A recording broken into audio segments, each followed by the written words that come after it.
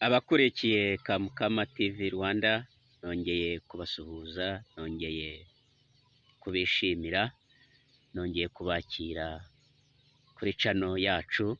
Muri aho mumeze neza, muri amahoro? Twagize igitondo cyiza, igitondo gisusurutse, igitondo kitarimo imbeho nyinshi, igitondo kitarimo izuba ryinshi. Tumeze neza nk'uko mubibona mu mashusho, ikirere kimeze neza. Sinzi aho hirya no hino aho muri, ndabizi munkurikirana muri benshi, abari muri Amerika, abari muri Vietnam, abari mu Bwongereza, abari mu Rwanda mu ntara zitandukanye, abari Uganda. Mwese uko mumerewe, Imana ishimwe. Abamerewe nabi, Imana iborohereze ibafashe, kandi abameze neza mufate igihe cyo gushima Imana. Turi mu mpera z'umwaka, abantu barimo baratekereza uko umwaka ugiye kurangira, baratekereza uko ugiye gutangira.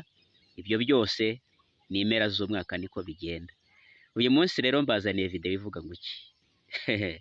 Ndabizi kino kiganiro kiraza kuba ari cyiza ni ukuri kose. Impamvu kiba ari cyiza, ndagira ngo dukore igenamigambi ry'umwaka utaha. Igenamigambi ry'umwaka utaha, buri muntu afite ibyo ashaka kuzakora, afite ibyo ashaka kuzageraho. Ariko uyu munsi icyo nshaka kubabwira inshuti zanjye, ndashaka kubabwira inshuti ukwiye kwirinda mu mwaka wa 2023. Inshuti ukwiye kwirinda. Mu nshuti zawe ukwiye kwirinda inshuti zimeze zite? Ntabwo ndi buvuga amazina ngo wirinde Kamukama, wirinde Ubarijoro, wirinde Gemusi, wirinde oya. Ahubwo izirangwa n'ibi bintu bitanu ngiye kukubwira, izo nshuti uzirinde. Inshuti ikurikiye Kamukama TV Rwanda, inshuti ya mbere ukwiye kwirinda kugendana nayo mu mwaka utaha wa 2023, inshuti igira ishyari. Inshuti igira ishyari. Ishyari ni iki? Ishyari ni ukubabazwa n'uko umuntu mugenzi wawe arimo gutera imbere, arimo kugera ku byiza, arimo gutsinda, arimo gusa neza, arimo kumererwa neza. Niba mu nshuti zawe ufitemo inshuti igira ishyari, mwaba muganira mwagera ku muntu urimo gutera imbere mugenzi wanyu, kumva aravuze aha, buriya se maye, buriya se kandi ajya mu kuzimu, buriya se kandi niba ari umukobwa ateye imbere, afite maraya yo munyanigeriya niwe umuha ibyo bintu, agahora ashakisha negativite cyangwa ibintu bibi abandi banyuzemo kugira ngo bagere ku ntsinzi. Uwo muntu ufite ishyari mukure mu nshuti zawe umwaka utaha.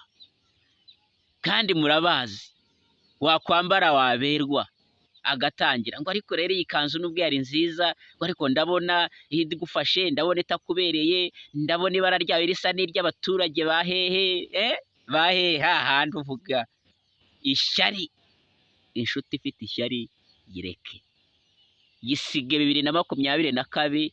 Umubwire uti nudahinduka ngo nezezwe n'abandi ko batera imbere, subira inyuma. Wa mugani wa umwami wacu Yesu Kristo abwira Petero ati subira inyuma Satani. Muzi inshuti ya kabiri ukwiye kureka?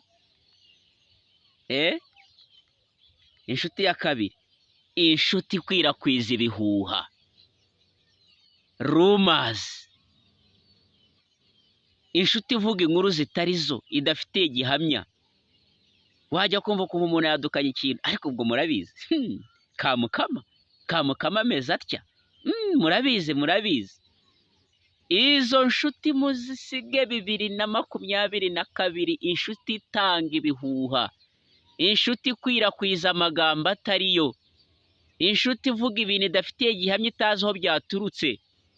Inshuti, bene iyo nshuti iteranya abantu, iteranya abavandimwe, iteranya umugabo n'umugore. Inshuti zanjye, reka tuvuge amakuru twizeye dufite, tureke gutanga ibihuha. Inshuti ikwirakwiza inkuru z'ibinyoma zitari zo, izo nshuti tuzisige muri uyu mwaka, dutangirane inshuti nziza. Inshuti ya gatatu.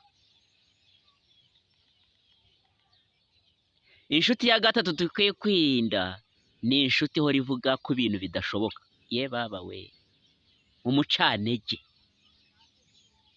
Wa wundi uvuga ngo it is impossible. Uravuga umushinga ugiye gutangira, ahubwira it is impossible.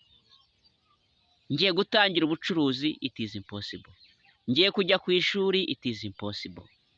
Ngiye gushaka umugabo cyangwa umugore, it is impossible. Ndimo ndateganya ubukwe, it is impossible. Ndimo ndapanga urugendo kujya gusura abavandimwe, it is impossible. Ayiwe, inshuti ihora ikwereka ko ibintu bidashoboka, mu kanwa ke kakaba karimo ibintu bidashoboka.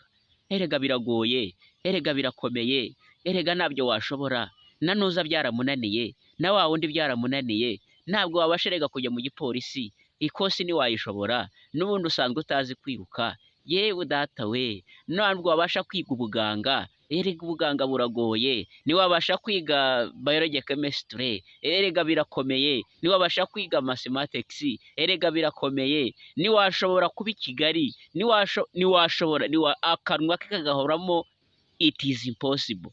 Iyo nshuti yibwire ngo subira inyuma Satani, nkomezanye n'ababona ko bishoboka.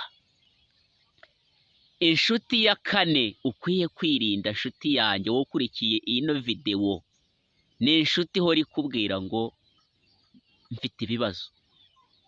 Buri munsi inshuti ifite ibibazo, arwara indwara zidashira, kandi mu by'ukuri ntabwo mvuga ngo kurwara, ntabwo dufite ubushobozi bwo kwanga kurwara.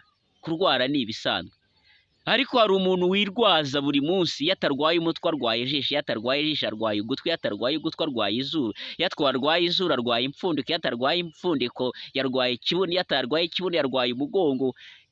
Buri munsi mwahura mugasanga afite ibibazo, mwapanga gahunda akaba afite ibibazo bituma zitagenda neza, mwapanga ibingibi ati mfite ibibazo, mwavuga ngo nk'umuryango mugiye guhura ati mama yarwaye ibicurane cyangwa papa yarwaye yasitaye.